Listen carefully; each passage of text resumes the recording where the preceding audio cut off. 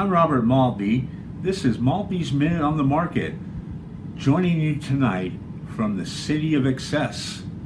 And the question is, are we in a market of excess similar to the year 2000? That is the question. It seems to be a very narrow-minded market.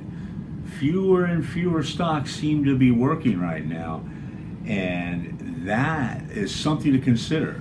Usually not healthy, usually portending to the later innings of a market, a bull market. So what are we looking at here in the overall breadth of the market? Looking at the popular indices, we have, for example, the S&P up 8%, starting right with the biggest one. We have the QQQ, made up of the top 50 NASDAQ stocks, up 19%.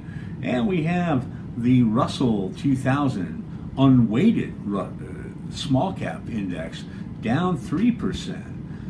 What can you conclude from that? Narrow market. In fact, if you take out the so-called FANG, Facebook, Amazon, Netflix, Google, the S&P return shrivels by more than 60%. So, what does this mean moving ahead? How can we make money? Do we all just agree to buy the FANG? That's a solution.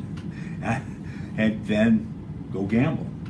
Then do something else with our time. So, a lot of talk about this market being very similar. Let's look at the facts. In the year 2000, the S&P trailing 12-month PE ratio was 29. Today it's 21. Back in 2000, the long-term bond market, corporate bond market, was yielding about 7.5%. Today, 3.5%. Clearly, the valuations are quite different. Looking at the leading stocks, the Cisco's, the Oracle's, all trading 60, 70, 80 times.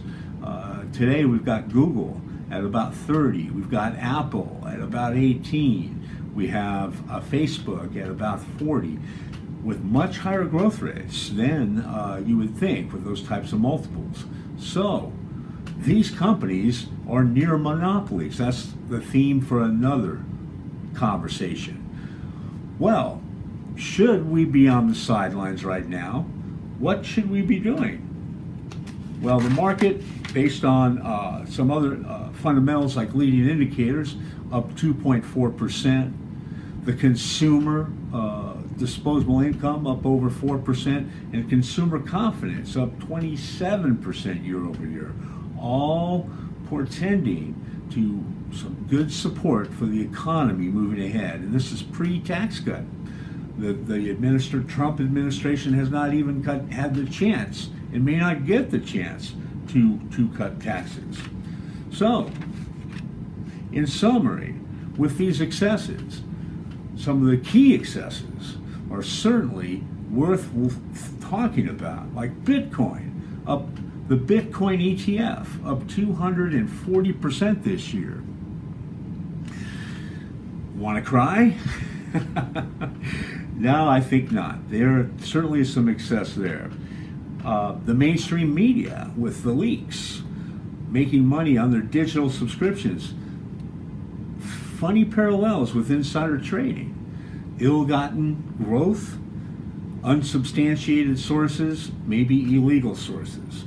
That might be an excess.